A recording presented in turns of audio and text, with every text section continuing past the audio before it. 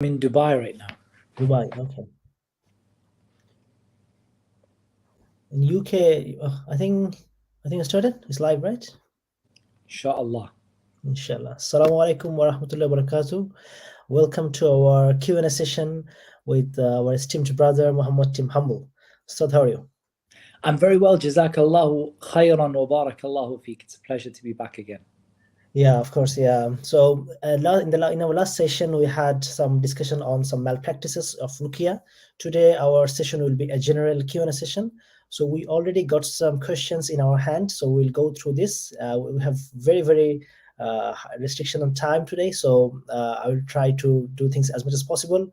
Our brother, he is just to introduce him in very briefly. He is a Muslim revert.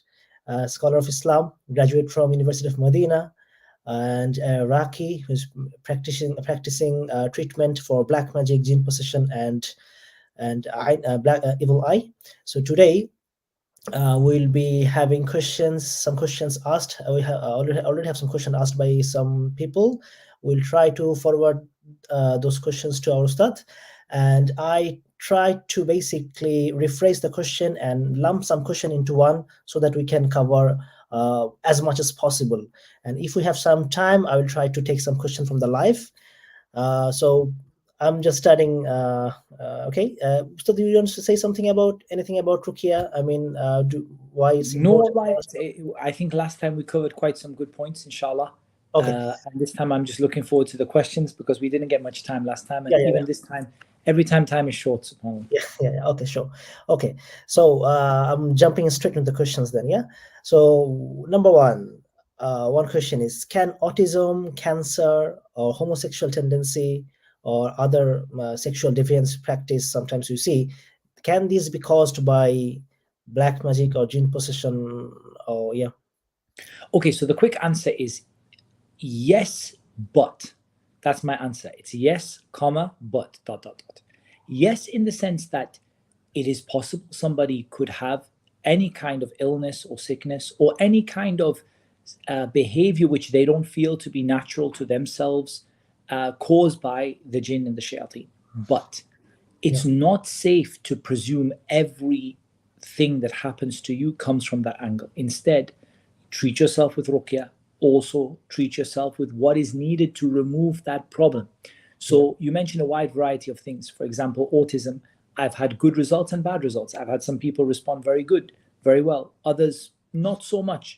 So the ones who are not responding so well, they are still getting treatment from their doctor, from the psychiatrist and the team like that.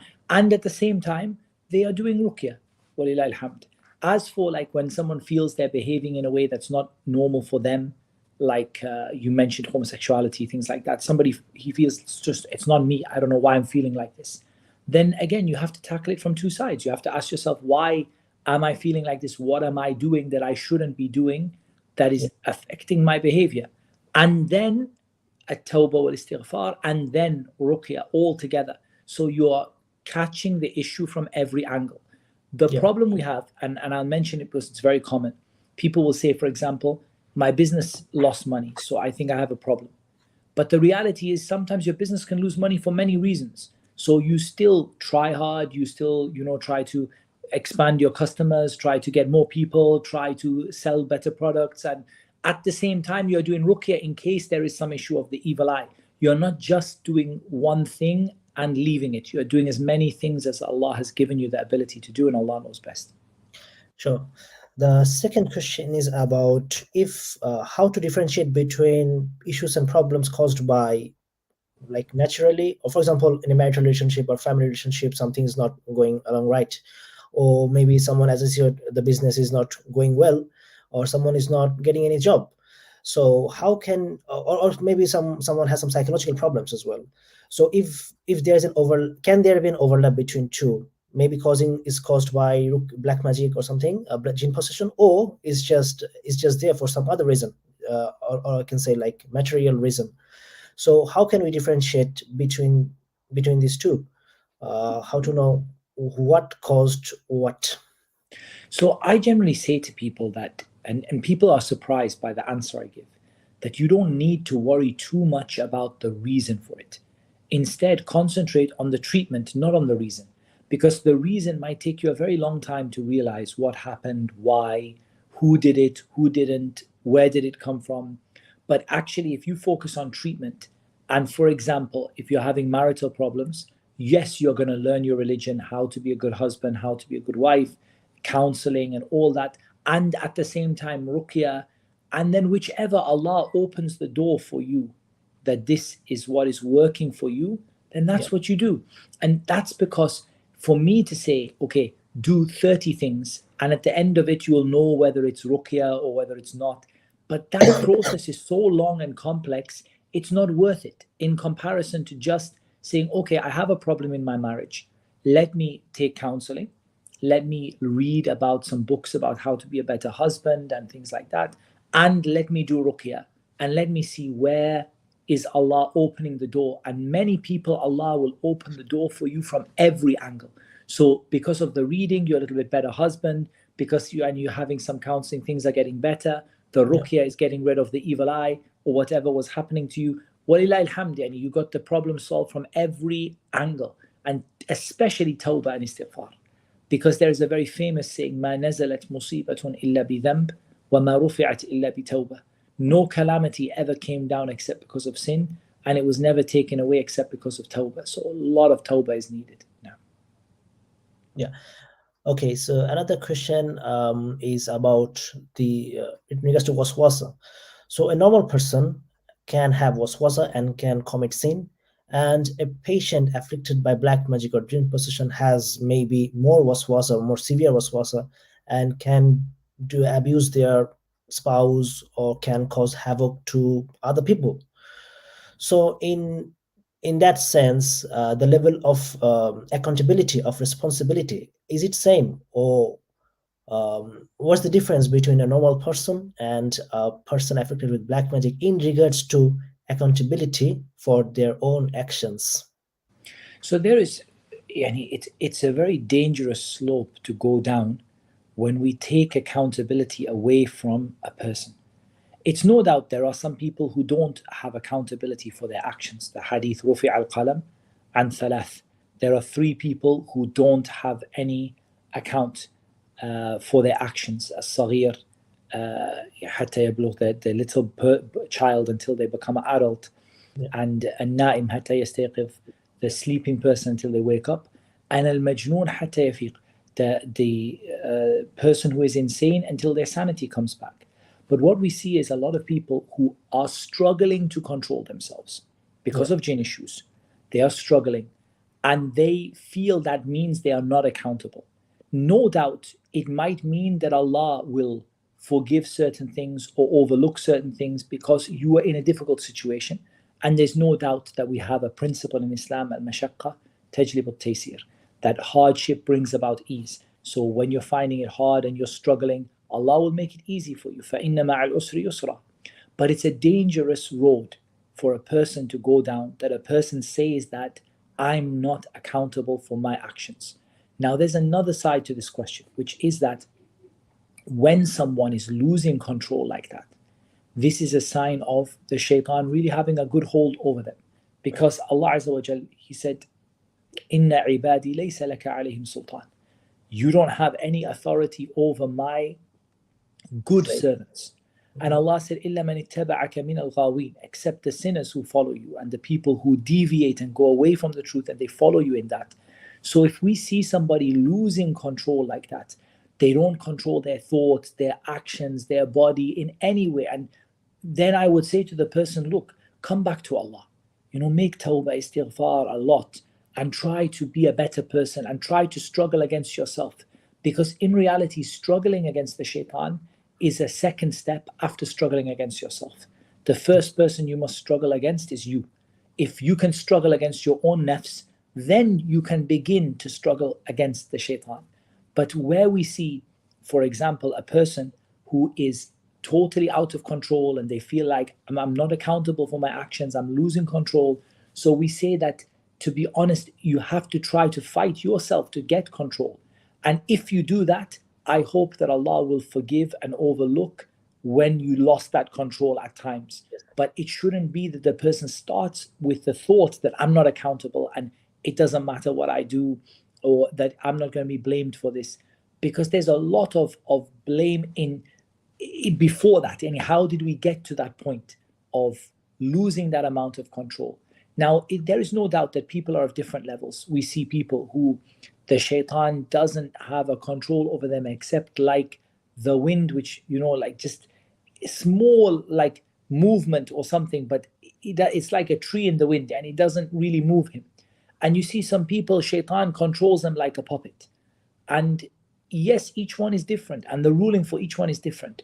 But I don't want people to feel like I'm not accountable or I don't have to be blamed for this, but to try their best, fight against themselves, fight against their nafs, fight against shaitan to get over this issue, inshallah ta'ala, and Allah knows best. Okay, the next question is, at what point and or what symptoms are sufficient enough for someone to think that I should go for a Ruqyah session or service? What symptoms or what are some tipping point or triggering points that are indicative of the fact that someone is being afflicted by magic or ayn or something similar to that? It's an excellent question. So I think the first thing is that whenever you don't feel right, you feel sick, you feel unwell, you feel like you're not yourself, or you feel like something has afflicted you of any kind of thing, there is nothing to stop you doing ruqyah for yourself at that point. So any kind of marad, any kind of sickness, whether it is amrad al-qulub, amrad al-nafs, amrad al-badan, your sickness of your heart, of your mind, of your body, where you just, and I'm not feeling good. Yeah, there is nothing to stop you doing ruqyah for yourself. But the question now is, when does it reach a level where it becomes more serious? I think the first area, there are two areas where I really would highlight that it becomes more serious. Number one is where you don't feel in control anymore. Now, what I mean by that is you just feel like you can't cope with it. Like whatever is happening, I'm not going to say you're flying in the sky or you're sitting on the ceiling.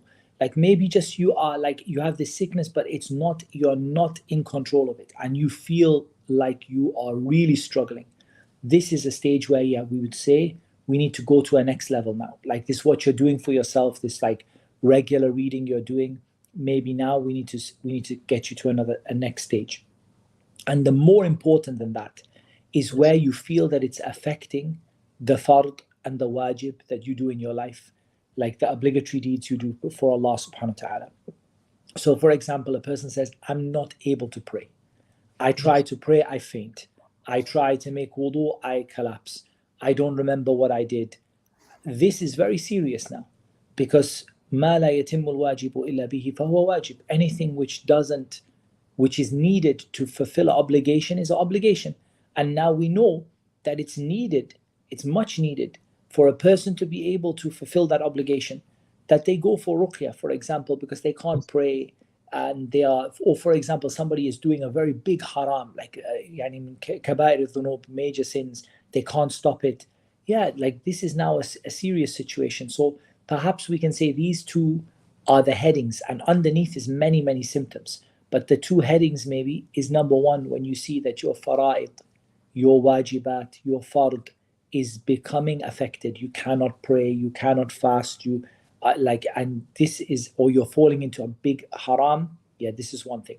And the second thing is where you just feel you cannot cope, and you are not managing. But many people have very severe symptoms. I know people whose symptoms are very severe, but they cope fine. So for example, they are collapsing on the floor, shaking, different things happening to them, movements in the body, and speaking on the tongue and things like that. But the person is like, I'm managing. I have my ruqyah, I'm doing it.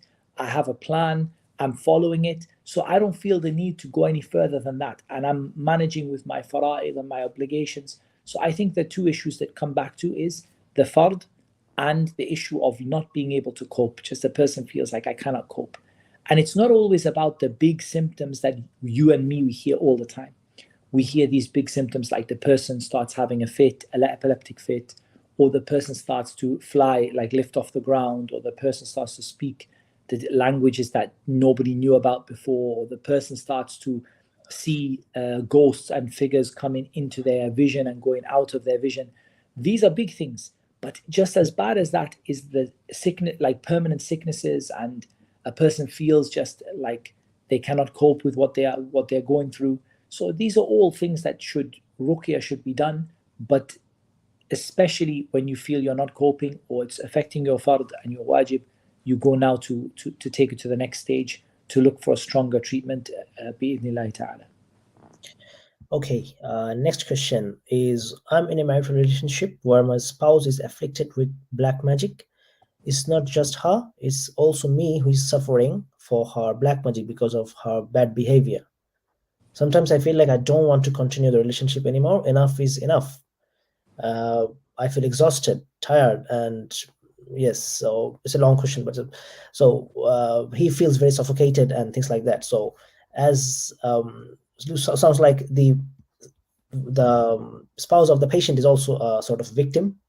So what's your suggestion for this sort of people? I think there are other people who can resonate with this as well. So I think the very first thing is that it's very clear that anyone in the family living around a patient who is very badly afflicted is going to have some kind of effects in their life. Illa man rahimahullah. Unless Allah has mercy upon the person is going to have effects. So, if you imagine you are living next to something which is like a poison or something toxic, you are going to get some effects in your life. Some problems sleeping, some bad feelings, some bad temper, some pains in the body, even if you don't have the problem yourself, but you are living next to someone who has it. So this is something which the person, we are not surprised that they feel that they are somewhat affected by the negative aspects of this affliction. Now the question is, would the person wish to leave that person if it were not for the affliction? Like, let me ask a different way. If Allah tomorrow removed that affliction from that spouse, would you wish for them to be your spouse or not? In reality, most people would say, yes, I would wish. I just want the affliction to be gone. So yeah. I feel if someone is in that situation, it doesn't make sense to leave that marriage in that situation. And it's not easy. I'm not saying it's easy, and I'm not blaming anybody, but it doesn't make sense to leave that marriage if the problem is the affliction. Yani in other words, the problem is not the woman, it's the shaitan. So in that case, we should be working to remove the shaitan, not to remove the woman, because the problem is the shaitan, not her. Yeah. So that's one point. The second point is that it's never good to make decisions under the influence of the shaitan. What I mean by that is you're living in a house, there's a war going on between you and shaitan. It's not good to make big decisions. You make big decisions like talaq, and subhanallah, you don't know that maybe after that you'll feel regretful for it and you'll say, I wish I'd come back. And I mean, imagine if it was another kind of sickness. Imagine if it was cancer or something. How would you think about a man who said, I found my wife has cancer, so I left her, I give her talaq, and I went to marry someone else? You will say like, okay, but it doesn't feel good to me. And why do you not stay and help her? And so I'm not saying it's easy. I'm not blaming anybody. It's hard, very hard. But Yes. I believe that the better solution is don't make these big decisions. Don't make a decision that you're going to change your whole life based on what is an affliction from shaitan. Instead, focus on treatment, focus on the person getting better, focus on helping them. Your own adhkar can be stronger, your tawbah and istighfar can be stronger, your turning to Allah can be stronger. And if you do that, actually what you'll see is a big effect upon her. And then her situation, as it gets better, you might live a very, very happy life after that, inshallah ta'ala. So don't throw it away because of an affliction. Yes, there are situations where it reaches a point where the person says, but usually when it reaches that point, it's not because of shaitan, it's because of the other person. And the person says, look, they're not willing to take treatment, they're not willing to, change some of the things in their life, and that's another topic for another day. But Yeah. a lot of times with people, it is better for a person to stay, to be patient, to try, to help and support. يعني والله في عون العبد ما كان العبد في عون أخيه. Allah will help you as much as you help the people around you, and your brother, your sister around you, your husband, your wife. As much as you help them, Allah will help you, and Allah knows best. Yeah. Okay. The next question is in regards to some practice. Like the gist of the question is chanting words in non-Arabic language which are not necessarily dhikr or dua, is that sort of ruqya is permissible? So the thing is, the ruqya, the words which are chanted, they are not Arabic, and they are not dhikr or dua, but some other things, but their words are clear. What's the ruling on this type of ruqya? Well, I advise people to keep away from anything that has any doubt in it. The Prophet ﷺ said, دع ما يريبك إلى ما لا يريبك. Leave that which you doubt for that which you don't doubt. What is unanimously agreed upon is ruqya with the Book of Allah and what came from the Sunnah of the Prophet ﷺ, and what is clearly understood its meaning in Arabic or otherwise. Wallahi, this idea of sticking to Quran and Sunnah and dhikr, this is what is safe. As soon as you go outside and say, okay, it's clear. Like for example, if I'm shouting like Tim, Tim, Tim, Tim. I mean, it's Tim. It's clear. What does Tim mean? Yani, it's just a word. But where did it come from? This kind of chanting like this. What's the purpose behind it? Where's the connection to Allah? It's just دع ما يريبك إلى ما لا يريبك. Leave that which you doubt for that which you don't doubt. Don't get involved in any kind of like gray areas or unsure practices. Just stick clearly to Quran and Sunnah, yani the dhikr and dua, which is clearly reported, and inshallah you'll be fine, and it will be more effective. Because the simple question is, even if it was allowed, hatta if we said it was allowed, is it going to be more effective than the Quran? No way, it cannot be. That's why I find it ajib, and sometimes people say things to me, and I say to them, okay, but is it more effective than the Quran? For example, people tell about bad practices. They say, yeah, but my sheikh, he does this and he puts the jinn in a bottle. And okay, but is it more effective than the Quran? And I'm telling you it's haram, but no problem. You're telling me it's not haram. Your sheikh told you it's not haram. Khalas. Al-ayn wal-ras.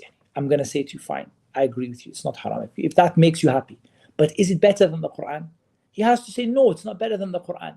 Then shall we not stick to what is clear between you and me, what we don't have any doubt about? No. Yeah. Okay. Next question is about the qualification of a Raqi who offers public services. I mean, we're talking about people who offers public service and charge fees for that. What level of qualification is required for them? Do they need any sort of ijaza, or what level of experience and understanding are expected from them? The Prophet ﷺ said, "Man istata'a minkum an yanfa'a akhahu falyaf'al." Whoever of you is able to benefit his brother, let him do so. So the first qualification, yani in terms of, is that the person is capable of doing the job. But that itself, if you look at what is capable of doing the job, it comes to a lot of different things. The first thing is sihhatul mu'taqad. The person's got the right belief about Allah, about the Quran, about the angels, the messengers, about the oneness of Allah. The person doesn't have the wrong beliefs in shirkiyat and bid'ah. And the thing is, if the person has the wrong belief, we know that the hadith in which hadith Qudusi, in which Allah Azza wa Jal said, "Ana aghna shuraka ani shirk. Man amila amalan ashraka fihi ma'iya ghayri taraktuhu wa shirka." I'm the least in need of anyone making a partner with me. Whoever does an action and associates others in partnership with me, I leave him and I leave his action. So if the person is not upon oneness of worshipping Allah alone, Allah is not going to accept his ruqyah. So he's not going to be able to benefit you. The second is al-bid'ah, because of the hadith of Aisha radiallahu anha, Sahih Bukhari and Muslim, and the wording of Muslim, and amila amalan laysa alayhi amruna fahuwa rad. Whoever does an action that's not in accordance with what we brought, it will be rejected. So if it will be rejected, that means he's not going to benefit you. If he's doing bid'ah, and doing things that didn't come from Sunnah, didn't come from the Prophet ﷺ, didn't come from Sahaba, then in the end of the day, he's not going to benefit you either, because Allah is not going to accept it also. And then after that, the person has enough knowledge about this to know the limits of Allah. That's why we see any people, he says, I, electrocuted my patient, I did this, I put a black cloth in his eye, I put this on him, I did that. And we say to him, okay, why did you do this? And he says, Wallah jarrabt, I tried it and it worked. But that's not ilm, right? It's not knowledge. Knowledge, he knows where's the limits. Like what is halal, what is haram in this issue. What is right, what is wrong, what is the sunnah, what is not. I'm not saying ijazat, maybe not everybody can get ijazat. Because even ijazat, صراحة, some of ijazat are very easy to get and they're not worth a lot. Like for example, you could meet Sheikh in the street and say, Sheikh, wallah, I love to do ruqyah, I want astajizuk, please give me ijazah so I can be Iraqi. He said, I give you ijazah. Then you can go and say, Sheikh Fulan, mashallah, gave me. But did it count? The point is, in reality, in the person, ijazah or no ijazah, does the person have the ilm to know where's the limits of Allah Azza wa Jal? Where does it start? The next thing is at-taqwa. Now we know that taqwa, we cannot judge. Like we cannot say this person is from the people of Jannah, but we look at the zahir, what is apparent from that person. And he is somebody who fears Allah, somebody who tries to be a good Muslim, somebody who tries always to do what is right. Because ultimately, if the person is min al-mufsidina fil ard, the people who make corruption in the earth, and the people who cause problems for other people, this person is not going to get the tawfiq of Allah. So it's like dua in a way. Like you wouldn't want like somebody who is a bad person, is doing all kinds of haram. You're not going to go to him and say, Akhi, make dua for me. You're going to say, Akhi, make dua for yourself, not make dua for me.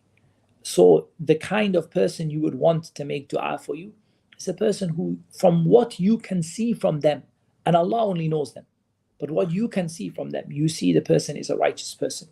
And if the person has a good ability with the book of Allah Azza wa Jal, they can read competently. I'm not saying they should be, Sheikh Sudais or something like that. But let him just be somebody who is, let him be competent. He doesn't make big mistakes. He doesn't mix the letters. He reads properly.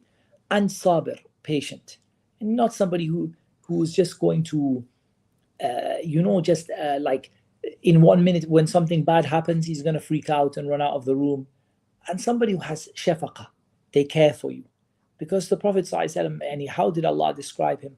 لَقَدْ جَاءَكُمْ رَسُولٌ مِّنْ أَنفُسِكُمْ عَزِيزٌ عَلَيْهِ مَا عَنِتُّمْ حَرِيصٌ عَلَيْكُمْ بِالْمُؤْمِنِينَ رَءُوفٌ رَحِيمٌ.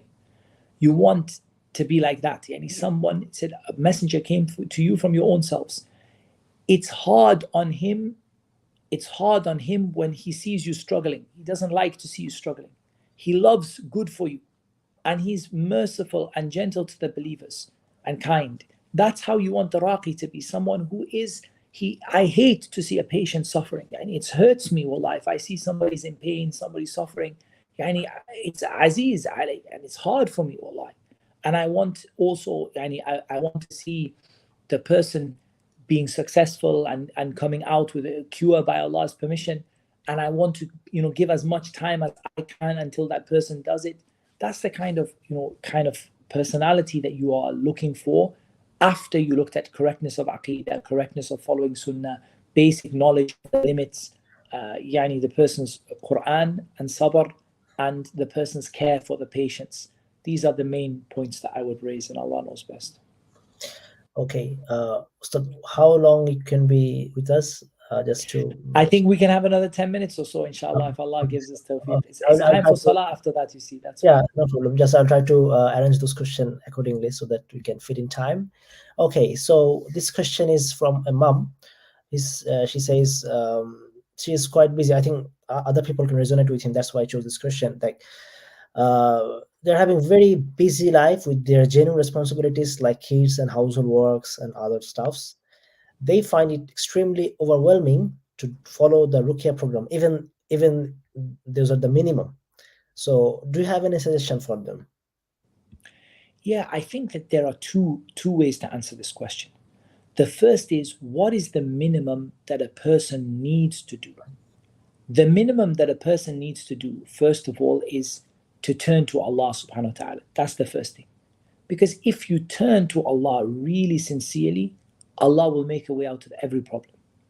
And if you look at the dua of Yunus, when Allah Azza wa Jal said, وَذِنُّونَ إِذْ ذَهَبَ مُغَاضِبًا فظن أن لن نقدر عليه فنادى في الظلمات أن لا إله إلا أنت سبحانك إني كنت من الظالمين فاستجبنا له ونجيناه من الغم وكذلك ننجي المؤمنين.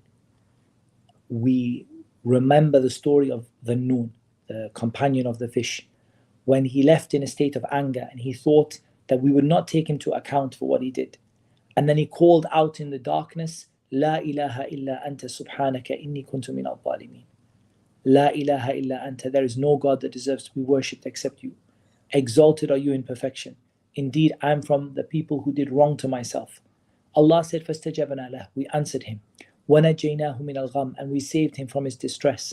وَكَذَلِكَ نُنْجِي الْمُؤْمِنِينَ, and every believer who calls on Allah in that way, we're going to save them in the way that we saved Yunus. So just for a person to turn back to Allah with tawbah and istighfar and with really sincere dua, this is the minimum that a person needs to do, because until a person does that, they are not even in the minimum. Yani just to turn to Allah with your heart and your tongue and to ask Allah's help and to ask Allah to forgive you and to ask Allah to remove this problem from you. That's the first and minimum thing. The second thing is the story of the Sahabi who came to the Messenger sallallahu alaihi wasallam and he said to him, Ya Rasulullah, inna shara'i Islam qad kathurat. Or he said, qad kathurat alay. That the rulings of Islam have become many different, lots of different laws of Islam.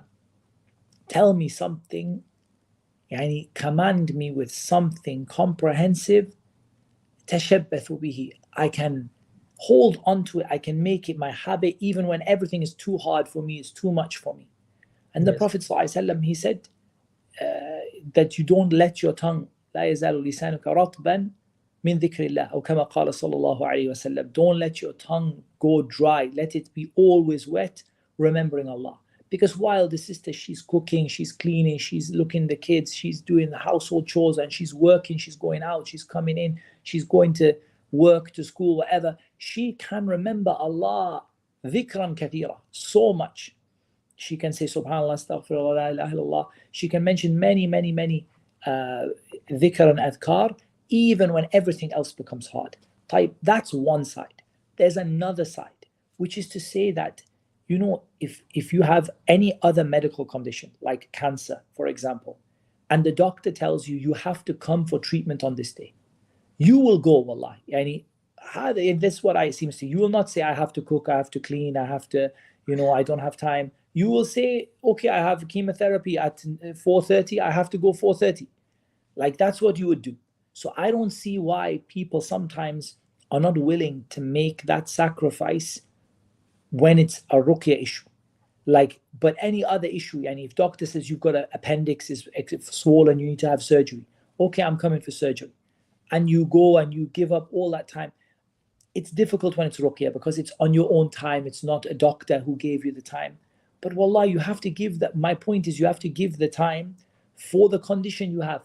If you have a condition which needs 20 minutes, 40 minutes, 1 hour a day, so it needs it. It's the same as if you had a kidney problem or diabetes, or you have what you have to deal with it. So I believe that it's, yes, I tell people, tawbah wal istighfar and turning back to Allah and dua and dhikr, but at the same time, wallahi, a person has to give what their condition requires and they have to do the work. So sometimes you have to say that it's more important to stop this particular task I have just to focus on ruqya, because it's like a sickness that I need that medicine right now, like any other sickness, and Allah Azza wa Jalla knows best. Okay. Next question is about we can call it reductionist understanding of ruqya. So some people, they say we don't need all those stuffs which the Iraqis suggest. The basic Surah Falaq and Surah Nas as suggested by Prophet Muhammad sallallahu alaihi wasallam and some du'as are enough. Anything beyond that is just money-making business. I mean, I think people sometimes get pissed off because of some malpractice and whatever issues, so they kind of come to a conclusion, which is essentially a reductionist understanding of Ruqyah. What is your take on that? So I think there needs to be a balance in this. If a person says, I want to suffice myself with Surah Al-Falaq and Surah Al-Nas and Dua and Fatiha, Wallahi, I say, biha wa ni'ma, yani, excellent. Yani. Let yourself suffice with that if it works for you and you are happy with it and you didn't do anything wrong. Lakin that's not the issue. The issue is al-inkar al-akhari. You're criticizing someone else for doing more than that. And that's not correct. Because if you look at the Sunnah came with many types of ruqyah. And the Sunnah came with many different situations. The Prophet ﷺ, he spoke about Surah Al-Baqarah, فَإِنَّ أَخْذَهَا بَرَكَةٌ وَتَرْكَهَا حَسْرَةٌ وَلَا يَسْتَطِيعُهَا الْبَطَلَةُ. The magicians cannot do anything against it. Does that mean now that if someone reads Surah Al-Baqarah, it's just business, it's just, like extra work, he's just wasting time? The Prophet ﷺ said, لَا يَسْتَطِيعُهَا الْبَطَلَةُ. The magicians can't do anything against it. Shaitan runs away from the house in which Surah Al-Baqarah is read. So my point is, you sufficing yourself with al-mu'awwidat, mashallah, tabarakallah, I have nothing to say bad about it. How can we say something bad when these two surahs were revealed for this purpose? To ask Allah's protection. For wallahi, there's nothing bad about it. You stick into certain dua, certain amount of routine, alhamdulillah. But what I say is, you can't criticize somebody else who is doing something more if what they are doing is from the sunnah. Yes, you can criticize al-bid'ah, the people who went out of sunnah, they started doing strange things and weird practices. You can criticize them, but you can't criticize somebody who is doing something according to sunnah. For example, in some of the narrations of some of the Abu Sa'id al-Khudri and others, they read for 3 days, and some of them read for 1 day. For example, do we say that everyone who reads 3 days now, we're going to criticize them because there are some narrations where the Prophet ﷺ just read 1 time? At the end of the day, you do what you need to do for the condition you have, your iman, your situation, your condition, your environment, and everything.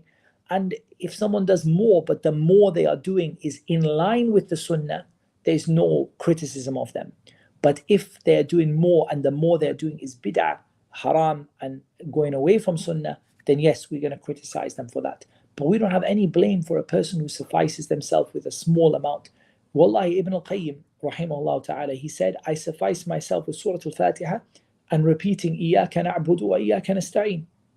He said, I found it to be the best medicine. It was better than the doctor. And he just was reciting إِيَّاكَ نَعْبُدُ وَإِيَّاكَ نَسْتَعِينُ إِيَّاكَ نَعْبُدُ وَإِيَّاكَ نَسْتَعِينُ إِيَّاكَ نَعْبُدُ وَإِيَّاكَ نَسْتَعِينُ. Alhamdulillah, we have no issue at all. But nobody then comes and says, but if you read Surah Al-Baqarah, you did something wrong. Nah? That's how I see the issue to be, wallahu alam. Okay, I think we are hitting the time, so I don't want to make any more question. I would like to request you to make a closing remark and any advice for brothers and sisters who are suffering, and then we can close this session, inshallah. Jazakallahu khairan wa barakallahu feek. I think for closing remarks, honestly, I would honestly say to all of the brothers and sisters who are listening, that what the greatest tool that you can get in your Ruqyah toolkit is al-ilm al-nafi', beneficial knowledge. Because if you learn this topic well, you learn what to do, you learn what not to do. You learn what to read, what not to read. You learn how to behave and how not to behave. You learn about al-dhikr, wa-du'a, wa-tawbah, wa-istighfar. You learn many things that each one of them is getting you closer by Allah's permission to the cure. So I just feel that if there was one thing that I would say to somebody, this one thing, inshallah, you will not lose from it. It is beneficial knowledge on this topic. Attend the seminars, listen to the classes, watch the videos, gain that knowledge, and then act upon it. Because al-ilm al-nafi', beneficial knowledge, doesn't help you if it's not acted upon. But because some people will say, I've attended all your seminars. And I'm saying, mashallah, that's very nice. Yani, like, did you try anything from it? And they look like, be honest, did you try anything from it? Yes. Not really. Yani. So my advice is learn the topic, beneficial knowledge from trustworthy sources, and then slowly put it into practice day by day and hour by hour, week by week and month by month. And Allah subhanahu wa ta'ala will bring you the cure. And we ask Allah Azza wa Jal to cure all of those brothers and sisters who are suffering. We ask Allah subhanahu wa ta'ala, who is الشافي أذهب البأس رب الناس اشفي وأنت الشافي لا شفاء إلا شفاءك شفاء لا يغادر سقما. Make the sickness go away, Lord of mankind, and cure. You are the curer. There is no cure except your cure, a cure that doesn't leave behind any sickness. And those are just a few words to close up. And you guys heard the adhan going in the background, so that's my call that I have to go now. Jazakallah khairan for your coming and answering the questions. May Allah bless you abundantly, and we hope you will continue your good work. And we ask Allah to forgive us and give us more protection from the shayateen, from the plots of the shayateen. Inshallah, Amin. Assalamu alaikum wa rahmatullahi wa barakatuh. Wa alaikum assalam wa rahmatullahi wa barakatuh. We see you again soon, inshallah ta'ala.